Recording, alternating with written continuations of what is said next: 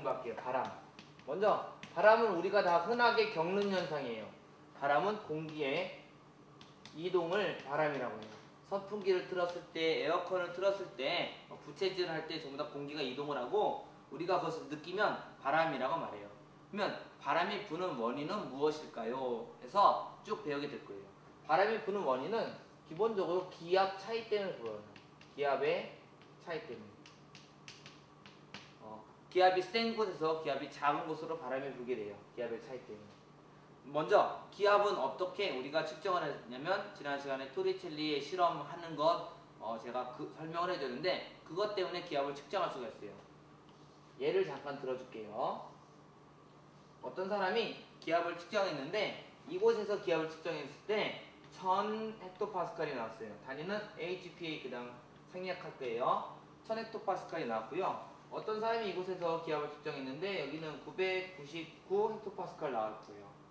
어떤 사람이 여기를 측정했더니 1001헥토파스칼 나왔고요.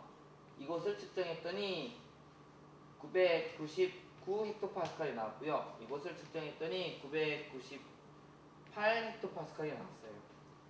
다음에 여기를 측정했다고 할게요. 여기도 999헥토파스칼이 나왔어요. 이 상태에서 다른 데는 전혀 측정을 하지 못했어요. 이때 우리가 숫자들의 이런 것을 딱 보고서 무엇을 할 수가 있냐면 1001과 999 사이에 가운데에는 어떤 숫자가 있을까요? 1000이 있겠죠. 1000. 다음에 이쪽에도 마찬가지로 여기 가운데쯤에 1000이 있겠고요. 이쪽에도 여기 가운데쯤에 1000이 있겠고요. 이쪽은 998이니까 3등분해서 이쪽에 1000이 있겠죠. 그러면 지금 원래 측정이 된 요 1000이라는 곳과 하얗게 지금 측정이 된 지금 이제 어린 진작으로 알게 된 요 X표 된 곳은 어린 진작으로 여기는 1000이라는 숫자가 있을 것 같은 곳이에요.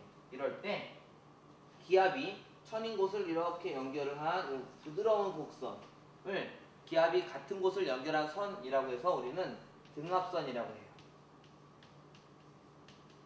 등압선은 여러분들이 사회 시간에 배웠던 등고선과 비슷한 거예요. 등고선은 높이가 같은 선이거든요. 등압선은 기압이 같은 곳을 연결한 선이에요. 기압이 같은 곳을 연결한 선이에요.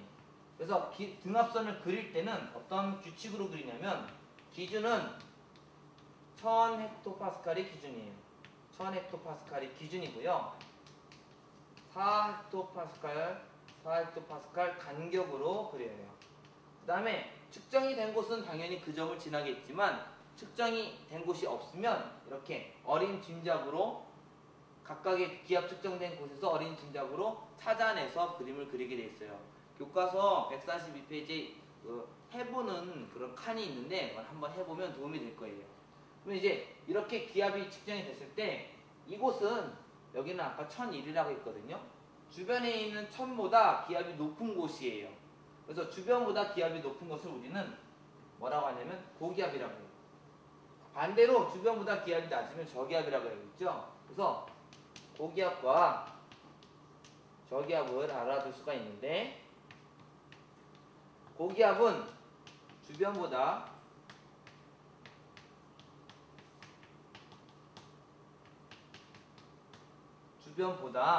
기압이 높은 곳을 고기압이라고 하고요.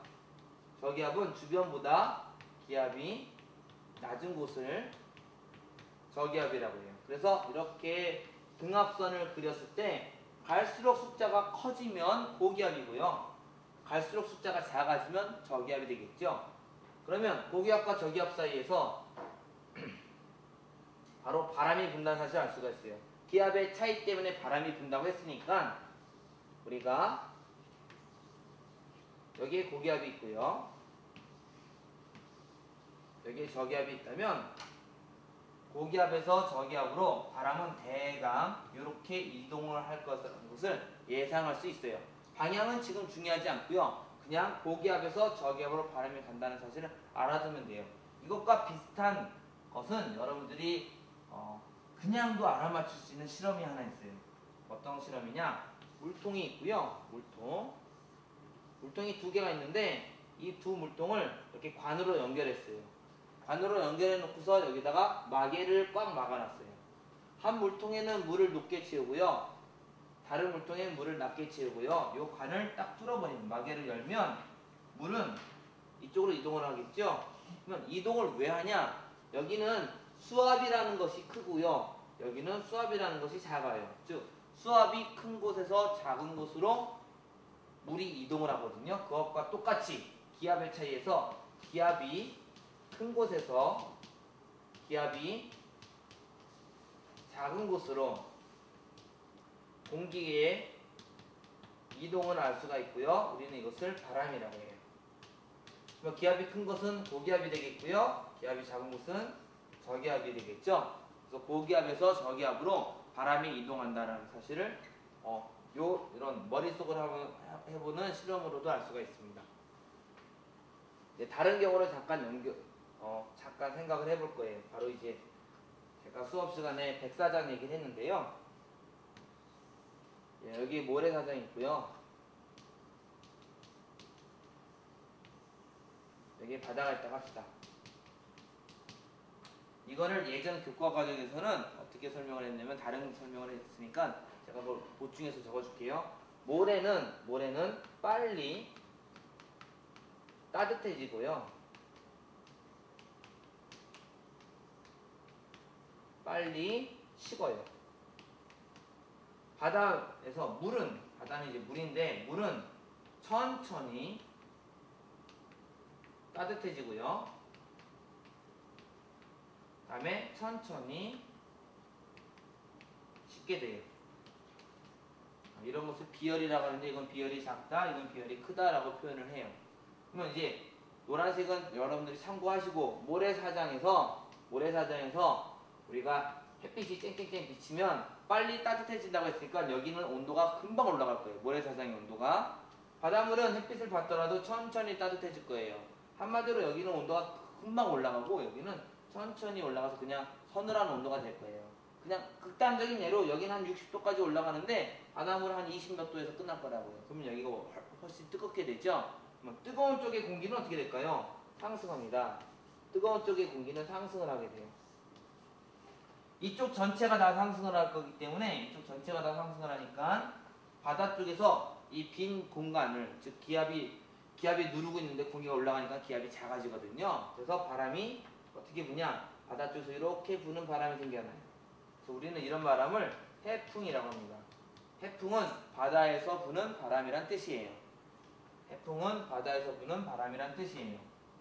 야, 이제 해가 뜬 게 아니라 달이 떴다고 할게요. 달은 에너지를 안 주죠. 그래서 모래사장은 빨리 식을 거예요. 바다는 천천히 식어요. 60도까지 올라갔지만 금방 식어서 10도 정도로 떨어져요. 그래도 바다는 20도 정도 그대로예요. 그래서 여기가 훨씬 더 따뜻하죠. 이번에 따뜻한 공기가 올라가면 이쪽 바다 쪽이 다 올라갈 테니까 육지 쪽에서 공기가 이렇게 내려올 거예요. 그래서 육지 쪽에서 오는 바람이라고 해서 이거를 육풍이라고 해요. 그래서 해풍과 육풍은 낮과 밤에 따라서 해안가 주변에서 생겨나는 바람이고 이 방향을 알아두면 도움이 될 거예요. 해풍과 육풍이 이거는 매일매일 일어나는 변화지만 우리가 계절에 따라서 우리나라 주변에서 일어난다는 사실도 알 수가 있어요. 우리나라 주변을 대강 그려볼게요. 대강 그려보면 이쪽은 육지가 많고요. 이쪽은 육지입니다. 다른 말로 대륙이죠. 이쪽은 바다입니다. 그래서 어떻게 되냐? 한여름철 내내 6월달, 7월달, 8월달 내내 장마가 오더라도 여기는 온도가 올라가거든요. 여기는 따뜻해지고요. 여기는 여기는 이제 덜 따뜻해지죠. 그러면 여기 공기가 올라가니까 전체적으로 다 올라가니까 이렇게 올라가니까 바람이 이렇게 불어오겠죠. 그러면 남쪽과 동쪽에서 온다고 해서 이거를 남동풍이라고 합니다. 언제냐? 여름철이 돼요. 여름철에 남동풍이 불게 돼요. 근데 겨울철에도 이런 현상이 생겨요. 이제 겨울철이 되면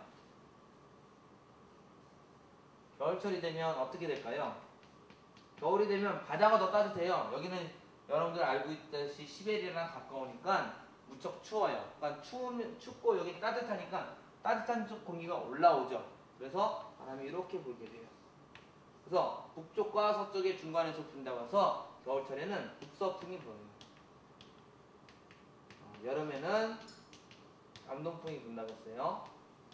이처럼 계절에 따라서 바람이 분다고 해서 우리는 이거를 계절풍이라고 해요. 계절풍.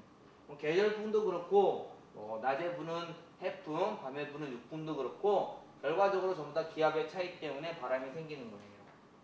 그럼 이제 기압의 차이 때문에 어떻게 바람이 이동하는지를 알아보려고 해요.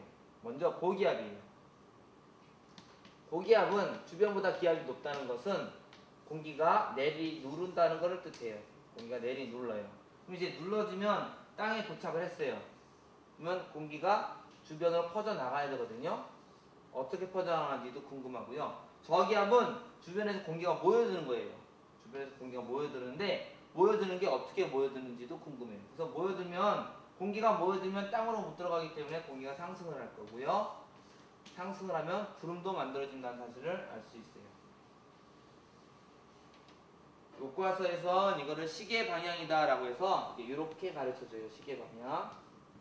근데 여러분들이 시계 방향 하면은 많이들 헷갈려서 저는 그냥 이거를 눈썹을 그린다라고 했어요. 중심에서 오른쪽으로, 이쪽도 마찬가지예요. 중심에서 오른쪽으로 이렇게 눈썹을 그려주고 이 눈썹을 이렇게 회전시키는 거예요. 눈썹을 회전시켜요. 여기도 마찬가지로 눈썹을 그려주고 눈썹을 회전시켜요. 이렇게 눈썹을 회전시켜주고 고기압은 누른 공기가 나가야 되겠죠. 나가는 쪽으로 화살표 그려주면 되고요. 저기압은 모여드는 거죠. 그래서 중심 쪽으로 화살표를 그려주면 저기압에서 바람이 부는 방향이에요. 그래놓고 그냥 고기압에서 저기압으로 바람이 부는 거를 자연스럽게 연결해보면 이렇게 바람이 분다는 사실을 알 수가 있을 거예요. 145페이지에는 이것이 이제 나가는 것도 나와 있고 들어가는 것도 나와 있으니까 이제 상층에서 일어나는 것도 나와 있으니까 이것까지 참고를 해보면 될 거예요. 또 하나, 고기압은 공기가 누르는 거거든요. 일단 우리는 올라가면 구름이 생긴다는 사실을 알고 있어요. 구름이 생길 거고요. 이쪽에 올라가서 구름이 생긴다는 소리는 내려가면 구름이 없어진다는 사실도 알 수가 있어요. 그래서 고기압 중심부는 맑다, 저기압 중심부는 흐리다라는 사실도 추가로 알고 있으면 될 거예요. 여기까지 가고 다음번엔 기단과 전선을 할게요.